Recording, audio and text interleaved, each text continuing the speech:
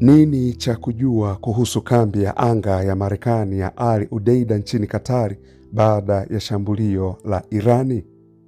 Kabla ya kushambulia kambi kubwa ya kijeshi ya Marekani katika Mashariki ya Kati, Marekani ilikuwa tayari imeanza kuchukua hatua za ulinzi wa nguvu. Irani imejibu kuhusika moja kwa moja kwa Marekani katika mzozo wa Irani na Israeli kwa kulenga mali zake za kijeshi katika Mashariki ya Kati.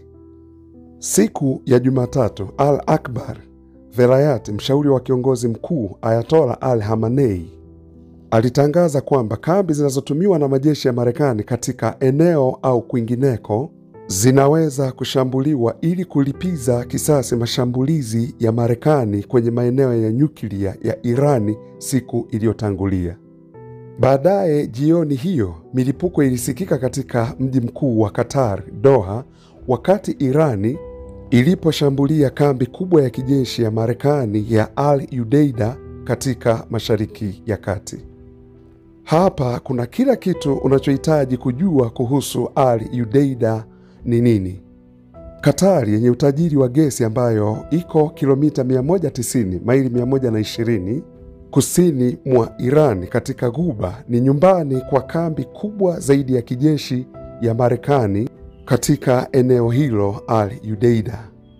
Kambi hiyo ya hekta 24, ekari 60, iliyoko jangwani nje ya mji mkuu wa Doha ilianzishwa mwaka 1996 na ni makao makuu ya kamandi kuu ya Marekani ambayo inaongoza operesheni za kijeshi za Marekani katika eneo kubwa lililoanzia Misri Magharibi hadi Kazakhstan Mashariki. Inahifadhi kikosi cha anga cha Qatar Emir, jeshi la anga la Marekani, jeshi la anga la Uingereza na vikosi vingine vya kigeni. Inahifadhi karibu askari 10,000. Mapema mwaka huu, The Hill, gazeti la Washington DC, liliripoti kwamba njia ndefu za ndege za Al Udeida zilizotunzwa vizuri zinawezesha kupelekwa kwa haraka na kuifanya kuwa sehemu muhimu ya makadirio ya jeshi la Marekani. Gazeti la The Hill pia liliripoti kwamba uwekezaji wa Katari katika Al Udeida umeiweka mbele ya utayari wa kijeshi, huku ikiwaokoa walipa kodi wa Marekani mabilioni ya dola kwa miaka mingi.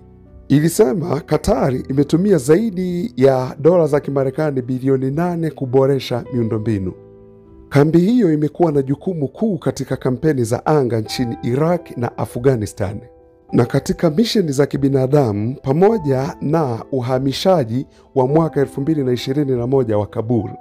Siku ya Jumatatu, Wizara ya Mambo ya Nje ya Katari ilitangaza kuwa ilikuwa imefunga anga yake kwa muda, huku kukiwa na vitisho vya kulipiza kisasi kwa Irani. Mamlaka yenye uwezo inatangaza kusimamishwa kwa muda kwa usafiri wa anga katika anga ya nchi kama sehemu ya hatua za tahadhari zinazochukuliwa kulingana na maendeleo katika kanda, wizara ilisema. Ufungaji huo ulikuja saa kadhaa baada ya balozi za Marekani na Uingereza kuwataka raia wao nchini Katari kujihifadhi kutokana na kile ilichosema ni tahadhari nyingi. Baadaye shirika la habari la Reuters lilimnukuu mwanadiplomasia wa Magharibi akisema kuwa kumekuwa na tishio la kuaminika la Irani dhidi ya Al Udeida tangu mchana wa Jumatatu. Jioni hiyo, waziri wa ulinzi wa Katari aliyenukuliwa na Al Jazeera alisema ulinzi wa anga wa nchi hiyo ulinasa makombora yaliyoelekezwa Al Udeida. Je, Al Udeida ulikuwa tayari kwa shambulio hilo?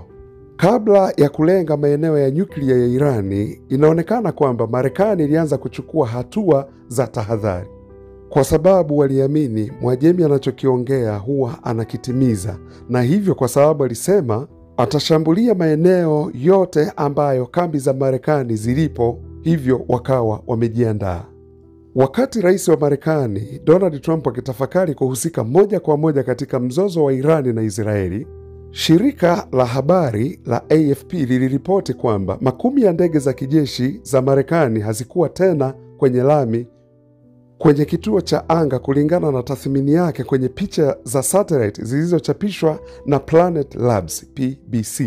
Takriban ndege 40 za kijeshi, ikiwa ni pamoja na ndege za usafiri kama vile Hercules C-130 na ndege za uchunguzi ziliegeshwa kwenye lami kwenye kituo makao makuu ya kikanda ya kamandi kuu ya Pentagon Juni 5, lakini katika picha iliyopigwa Juni 19 ni ndege 3 tu zilionekana. Afisa mmoja wa Marekani aliyezungumza na Richards alisema ndege ambazo hazikuwa katika makazi magumu zimehamishwa kutoka kituo cha Al Udeida. Zaidi ya hayo, alisema meli za jeshi la wanamaji la Marekani zimehamishwa kutoka bahari ya Bahrain ambako meli ya 5 ya jeshi la Marekani iko. Sio jambo la kawaida, afisa huyu alisema, ulinzi wa nguvu ndio kipaumbele. Je, Al Udeida alihusika katika mashambulizi ya Marekani kwenye maeneo ya nyuklia? Majibu ni hapana. Kabla ya shambulio la Marekani kwenye maeneo ya nyuklia siku ya Jumapili, iliripotiwa kuwa washambuliaji wa B2 walikuwa wakielekea Guam Hila kama ilivyotokea. Macho yote yalipotazama magharibi, hizi ndege za kushambulia 7 za siri aina ya B2 Spirit au stealth bomber ziliruka kutoka kituo cha jeshi la anga cha Whiteman huko Missouri nchini Marekani saa 7 mchana. Kulingana na Pentagon, ndege za siri kuu ziliruka moja kwa moja juu ya Atlantic hadi Irani. Hakuna kambi yoyote ya Marekani katika Mashariki ya Kati iliyotumwa katika mashambulizi ya Marekani dhidi ya Irani. Je, Katari imejibu vipi shambulio dhidi ya Al Udeida? Katari ililaani shambulizi hilo kwenye kambi ya wanahewa na kuliita ukiukaji wa wazi wa uhuru wake.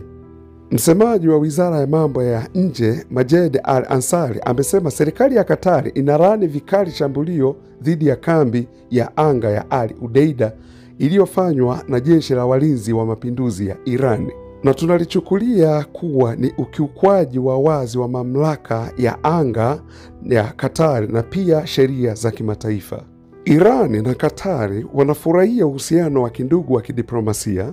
Katari imelaani mashambulizi ya Marekani katika maeneo ya nyuklia ya Irani.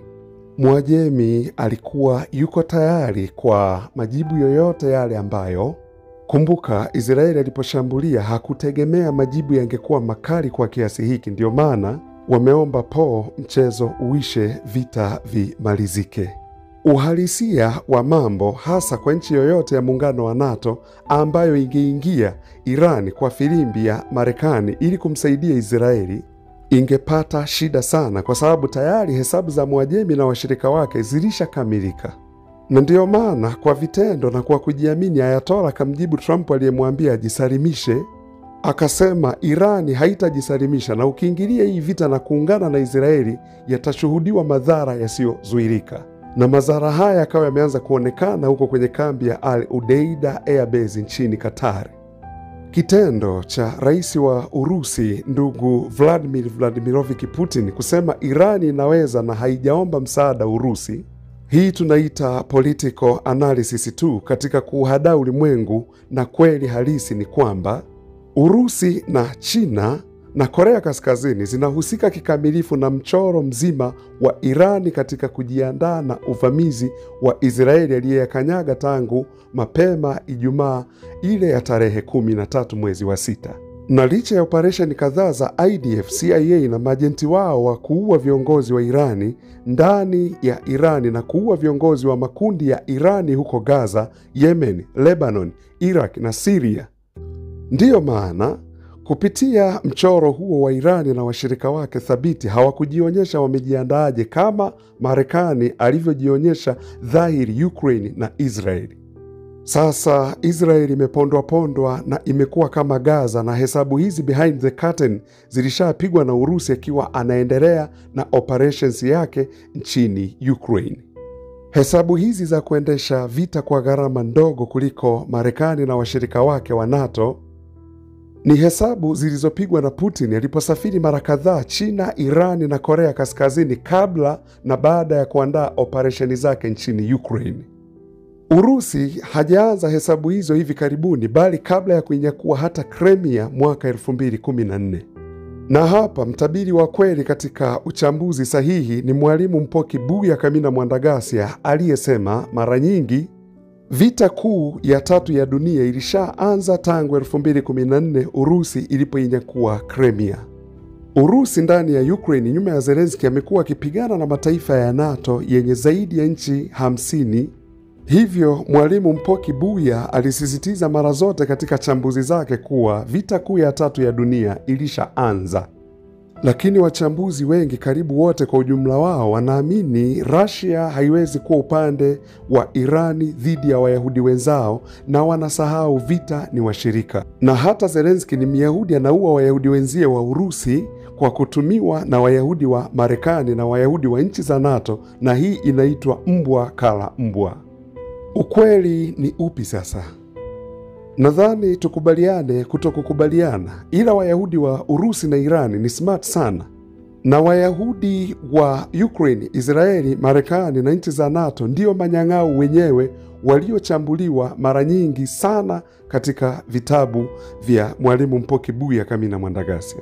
Na ukweli ni kuwa teknolojia sasa inahama na uchumi unahama kutoka nchi za magharibi na unaelekea mashariki mwa dunia, na hili ni swala la muda tu.